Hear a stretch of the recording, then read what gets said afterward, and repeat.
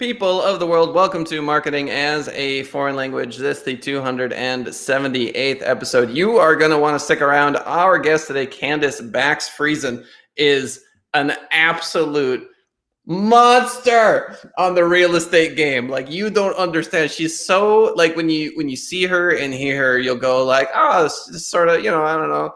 It doesn't seem like an absolute force of nature. But then you ask a few questions and then you realize, oh, no, absolutely killing the game. There are all these people that run around and they just say stupid crap about, oh, you should leverage your credit card debt and you should do and they're everywhere. These real estate guru idiots that are constantly peddling garbage for incredibly high prices. Well, she's the real deal. How do I know that? Because turtle vibes, slow, steady, protect your assets, move forward slowly, make buying decisions at the right time, and hold this sort of thing. So stick around because she will be here shortly, just in time for some social media news. Zoom to pay $85 million for lying about encryption and sending data to Facebook and Google.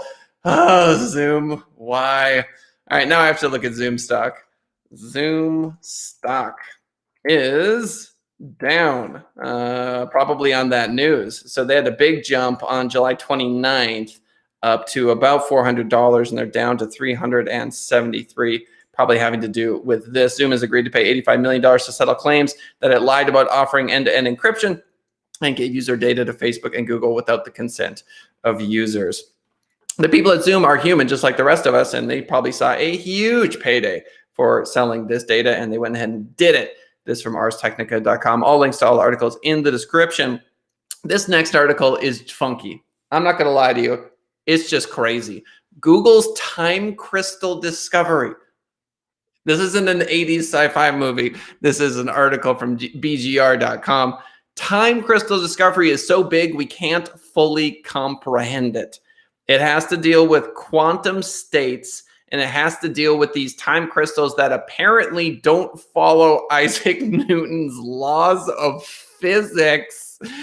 And because apparently there's like no loss of momentum. And so it's like a perpetual energy vibe, whatever that means. So according to the article theorized in 2012, the time crystal concept is a new phase of matter. The next web explains that time crystals contradict one of Sir Isaac Newton's famous laws. The first law of motion says that, quote, an object at rest tends to stay at rest and an object in motion tends to stay in motion. In our universe, there's something called high entropy. Something always happens thanks to energy exchanges. Entropy remains the same, blah, blah, blah. To understand Google's time crystals, the next web offers a great analogy with snowflakes. They have unique designs as the atoms are arranged in specific ways. Snow falls, melts, water evaporates, and then it'll eventually become snow again. All these processes involve energy exchanges. A time crystal would be like having a snowflake that can change between configurations back and forth with no energy usage or energy lost. Time crystals can have their cake and eat it too, and they can do so perpetually, apparently, unless we just don't understand it, which is entirely true, are entirely possible, I should say. And so the fabric of time and space is at play, and this could be part of technologies that will be revolutionary, or it could be just more human ignorance. And the final article of the day, which I think is absolutely hilarious, npr.org.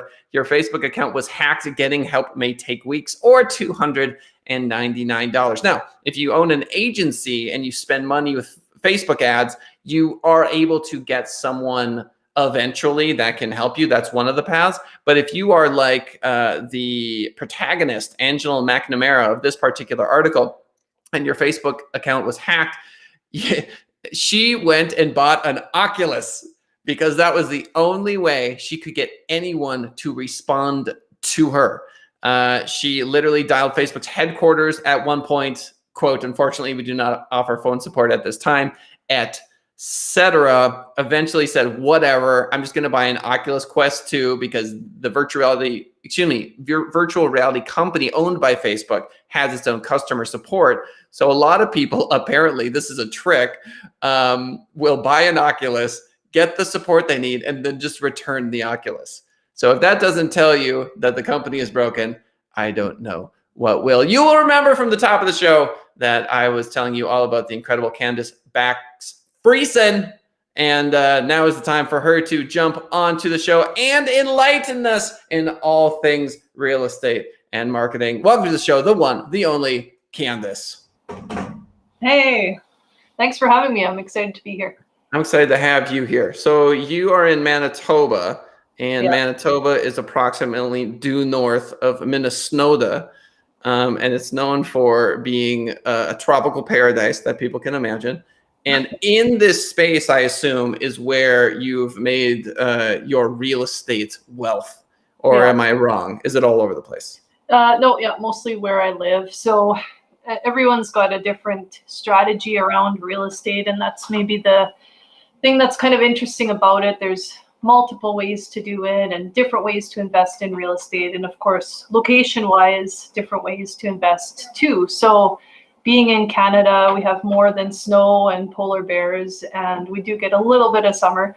But when there was the crash in the States, there was Canadians who were like, oh, maybe I should go invest in Arizona and purchase a property for a lot cheaper than what we can buy here and wait for it to go up, right? So that's one way to invest, but there's so many different ways. And that's, again, what's kind of attractive to people, because whatever you're sort of interested in, you can find a way, I think, to invest in real estate. And some people don't want any headaches. They don't want to deal with toilets and bad tenants and calls in the middle of the night. And you can just invest your money in real estate and somebody else can deal with all that kind of stuff.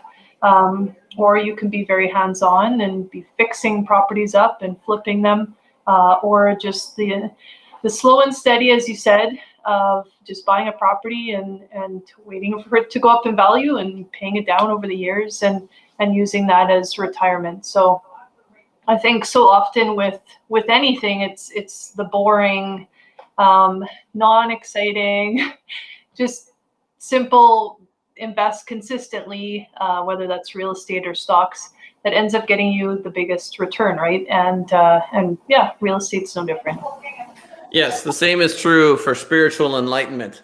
Everyone wants to become enlightened today. They want the pill or the service or the this or the that. To be like, oh, that's what I needed. I say, no, this is not how growth occurs in anything. If you're wanting to become a chess grandmaster, well, you better start when you're 4 and do it for 16 years, before you can hit that. That's just the nature of the game. Yeah. Now, so that's one of the reasons why I respect you, and I'm glad that you're on the show, is that you aren't one of these people that is going to sell people this garbage. How do these people stick around for any amount of time, or do they just fade, right? All these people that just are selling the lies, for lack of a better word.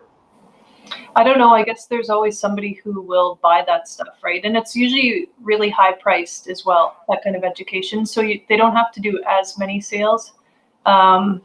So I suppose there's always somebody, right, that will buy into that. And everyone's looking for the quick fix. So that is still attractive in today's world, right? Like, I want abs tomorrow. I don't want to have to go to the gym for 3 years to get a good looking body, right? So people will buy the magic pills. People will buy the infomercial stuff to try and, make $1 million overnight. But the odd person, it works, I guess, like anything, just like buying lotto tickets and winning the lottery. It works for somebody eventually, right? But probability is really important, I think, in life, and doing the things that, probably are going to lead you to success, and doing, I guess I always say, the wise thing, right? Instead of the emotional decisions, which is so much easier in life, it seems. So yeah. So the marketing for your sort of coaching, because obviously you're a real estate coach, but you own, what you said, 30 properties ish, more or less right now. Yeah. So yeah, you just have to do basic math, people. And so as someone who's gone to that level, you really don't need to do the coaching. And that's one of the things that I like about you, is that when we were talking backstage, you said you like to work, that you enjoy it, that this is something that you want to be doing. Yeah. And so if I'm listening to this, I'm going, okay, well, that is actually the person that I would most want to teach me right? Someone Right. who did the slow and steady, who did the thing. So how do you market outside of shows like this? How do you get people to sign up with you? A lot of it is, I think, with money and like I'm a realtor as well. So with my real estate business or with coaching, a lot of it is building trust, right? That's number one. And if I'm selling, this little notepad, then I don't really need to build trust with you because you just want the notepad and it doesn't cost a lot. And if it doesn't work, it is a Post-it. But if it wasn't and you were trying it and you're like, is this as good as Post-it? You don't really care if it isn't because you'll just go buy Post-it later. But when you're selling big ticket items like a house to somebody, they ultimately want to know that you know what you're doing and that you're trustworthy and that you're not going to take advantage of them and help them buy what they want and protect them in the whole process, right? And so I think a lot of that is really building relationships. And again, that's going to be a longer process in this kind of business. So, I can send out flyers once or twice, but that's not going to work. I'm going to have to be consistent for a long time and build on those referrals as well. So I think too, sometimes we get so sidetracked into just trying one thing. So of course, social media must be the thing. So I'll just do that. But I just wanted to really share with people not to forget the in-person stuff, right? Networking, it doesn't really matter what kind of business you have, but continually growing your network is really important as well. And we haven't maybe had as many chances with what we've gone through with COVID and to really go to those networking events and to really invest the time. And sometimes I think that has made us a little bit lazy now getting out there again, right? But really just remembering that it's important. So many people know and have great connections, right? And so we have to continue to grow those networks. Mm-hmm. Yeah, that's something that we often touch on the show is, yeah, you can TikTok, go ahead, Instagram, fantastic, SEO, pay-per-click, Google Ads, LinkedIn Ads, all that stuff. But for my company, my B2B digital advertising agency, yeah, it's meeting people. Still, you would think, right, that in my line of work, that it would largely be ads, right? Getting from the business owners. The problem is all my competition, same stuff. So the prices are incredibly high. And I've learned that nobody wants to work with an agency that they don't have a personal connection through someone else where that agency succeeded for. Exactly. Like they definitely want to hire you because someone told them they should hire you. That is the ideal sort of situation. So it's all about referrals. Yeah. So it's ironic that we should be the Facebook ads people, and we do that. We do LinkedIn ads, we do all this sort of stuff, but it is hard to build up the amount of trust necessary for someone to say, okay, and to reach out at all. So it's not like you can just be like, hey, I'll do a free website audit. Everybody's doing free website audits. They already know what you're going to tell them. Here are 9 things you should do. And you go to do this whole song and dance. Why do most realtors quit?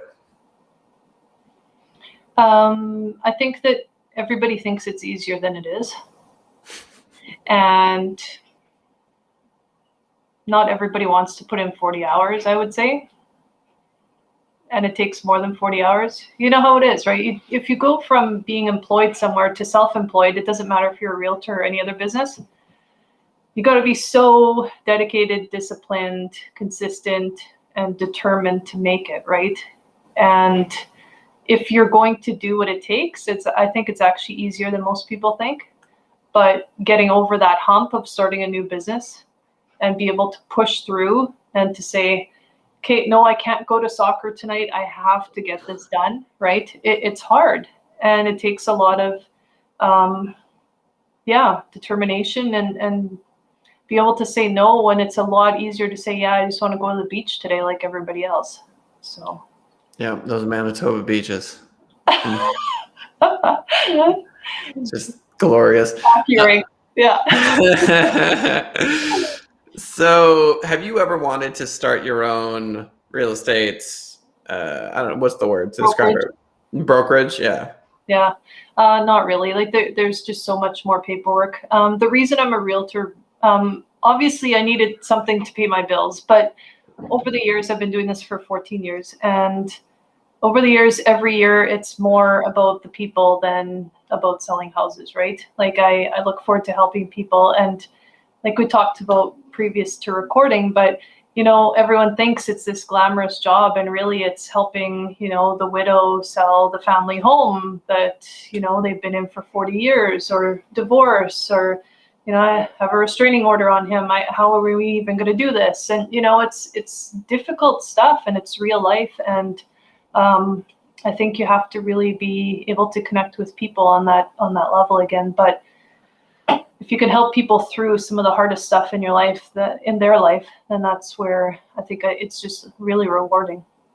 Yeah, that is one of the most wild things about being a business owner in my experience. And I throw the word spiritual around all the time because I like it. There is a spiritual path to owning a business. You could say emotional, psychological, where, for example, I will have a client who, 2 months into the pandemic, like March, April, May, sort of madness, is talking to me going, here's these issues I'm having, and now I'm working with them, and we are trying to figure this out, and we're going to make it through, and what are we going to do, and how are we going to, that's real life, man. And you have those conversations when you own it, because those people are going to come to you, and they're going to tell you things that they're not going to tell anybody else. Yeah, for sure.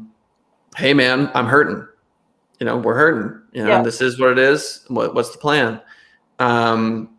And that's what's wild about being in advertising, is it's sort of, when you don't have any money, you should do it to get money, but you're scared. And then when you have a bunch of money, you're like, well, do I really need to? Exactly. And so it's this constant push and pull. It's like anything. But the humanity of taking responsibility for not only yourself, but in my case, the salaries of a bunch of people. Yeah. It's like, go to bed. It's like, well, sure hope these, I'll put it to you this way. People, if you don't like your boss, okay, if you're just like, my boss is the worst, maybe you have the worst boss, or you've had a string of terrible bosses. They're out there. There's many of them. Like, okay, cool. If you own your own company, you are just asking for more bosses. Yeah. So, you know what I'm saying? Like, I got 45 bosses, and I want more. Yeah. Like, not enough. Let's go. Exactly. Yeah.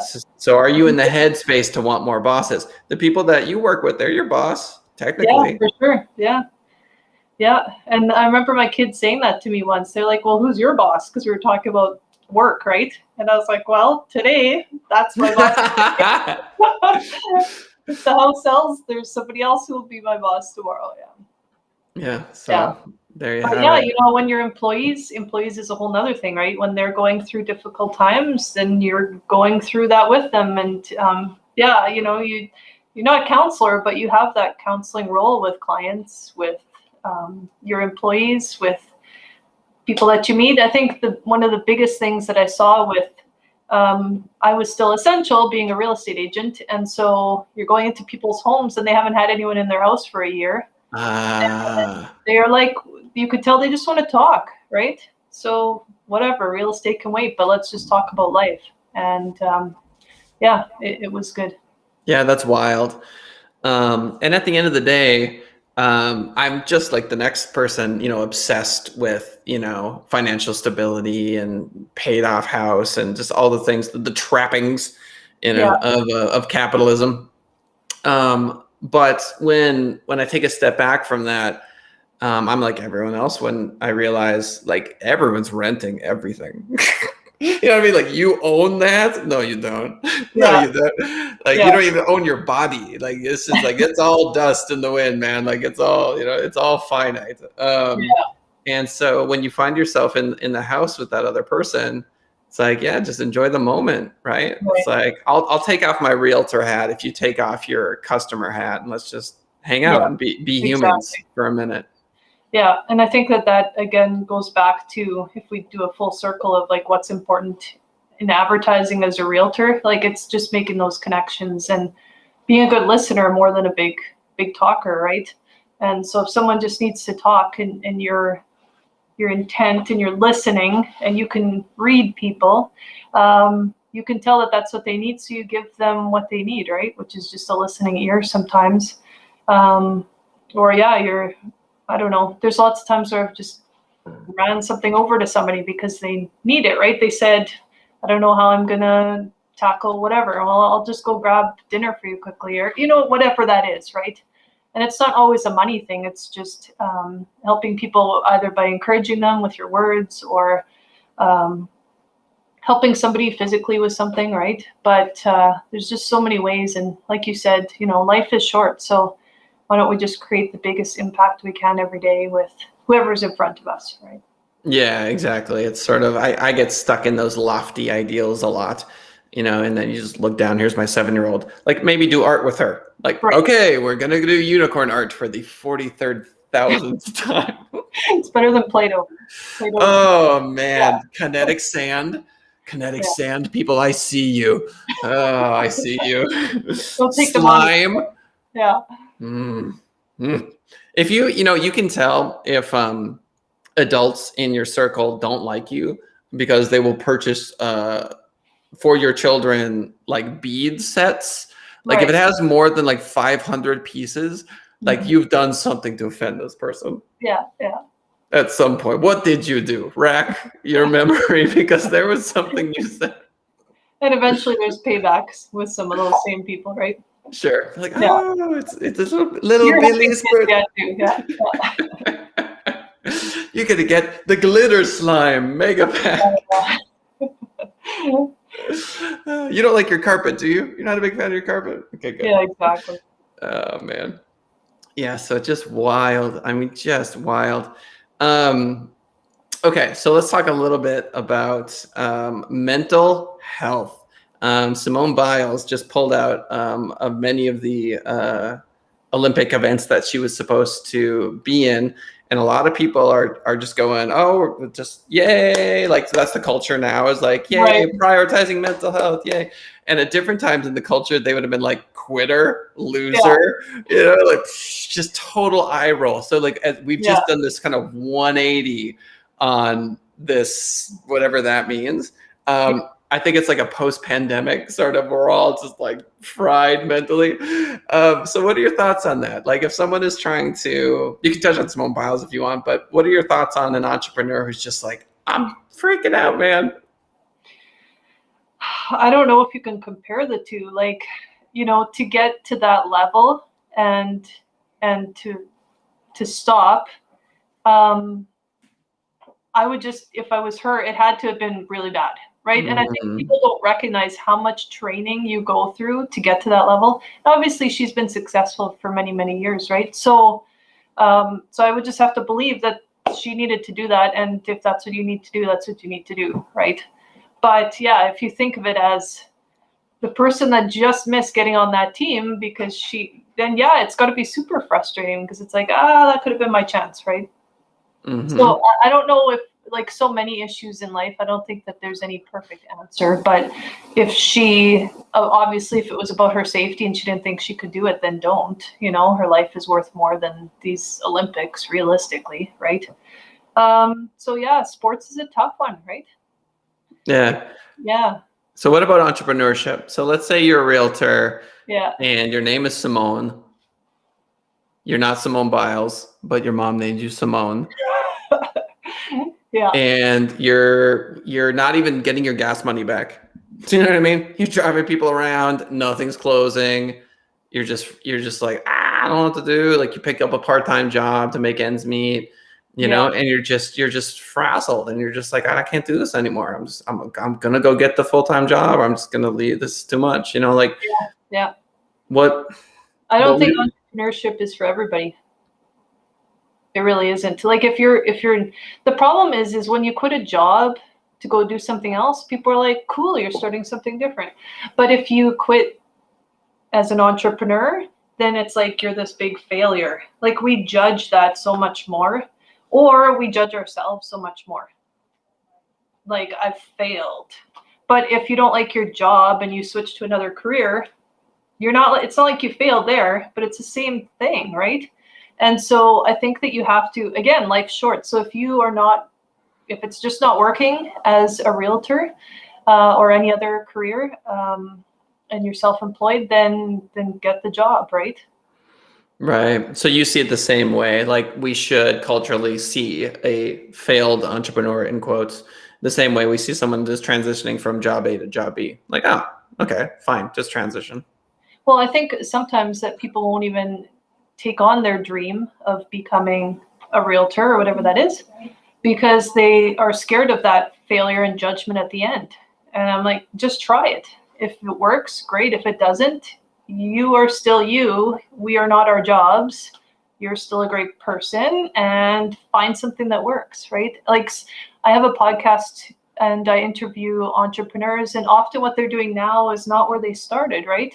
So sometimes we start on this path and then there's a different opportunity. We kind of go after that and then it leads to something else. And so I think if we look at it as a journey instead of I am this and that's all it is, then we're not as disappointed when it didn't work out, because it's like, well, this isn't what it was supposed to be, and whatever you try next, maybe that's what it is. But yeah, if you don't take that first step, even if you feel like you were a failure and it didn't work out, but if you didn't take that step, you didn't meet the person you were supposed to meet or whatever it is. So I think we have to look at life as a journey instead of this is it. Yeah. Chess has taught me a lot. And one of the things chess has taught me is lose over and just lose, dude. Keep losing. Just keep losing. And it's not like 10 times. It's like 5,000 times. And so I play blitz chess, 3-minute chess, 5-minute chess. They've got 3 minutes. I've got 3 minutes total, 6 minutes, or increment where every time you move, they like 2 seconds is added. I just love just running into that over and over again, where it's just like, oh, you lost, but why did I lose? And then whatever. Yeah. And more often than not, I think it's people's egos. And by that, I mean the feeling we get when we lose. Yeah. Like, how comfortable are you with that feeling? Right. Right. Because you get real comfy cozy with it, where you're just like kind of numb to it. Like, whatever. It's like the 50th time today it happened. Like, what am I going to do? Freak out? I can't freak out every time. It's too much energy. Right. Like you're losing so often that it's just not even, you know what I mean? That to me is sales.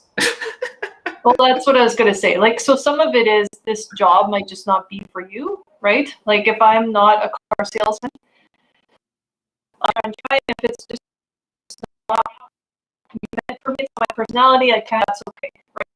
But it also be that I'm not prepared to ever lose. And like, you lose almost every day when you're an entrepreneur. There's some kind of struggle, or you don't get a sale, or maybe you don't get a repeat sale and you beat yourself up. Like, what did I do the last time that didn't work so well? Why didn't they pick me again? There's always that struggle in your mind, right? Of having to have the right mindset and be able to get past disappointment. Yeah. Yep. It's true. Ladies and gentlemen, 10:59. We're going to wrap up the show here today. Y'all know the drill. YouTube.com/Send It Rising is where you can see us on the YouTube machine, streaming live as well on my Twitter @KellenKautzman, on Twitch, LinkedIn, etc. Tomorrow it'll be on iTunes and Spotify. If you are listening to us on the podcast, like most folks do, we love you. We appreciate you. Why don't you swing by the live show, 10:30 a.m. Pacific Standard Time, YouTube.com/Send It Rising. Our guest today is, as I mentioned before, really impressive. Trust me, it is not easy to own that much property. Things go wrong all the time. You can have a great property management company, but at the end of the day, it takes a lot of mental fortitude to get to that position. And so it's been an absolute pleasure having you on the show today, Candice. Why don't you let the folks know where they can reach you and give them final words of wisdom? This is online through investorsmarts.ca for Canada. So investorsmarts.ca. And whatever your dreams are, just go for it. Find people to help you. There's so many amazing people out there that can do business. Be bold enough to ask, and keep following your dreams. All right. Thanks, Candice. We'll see y'all later.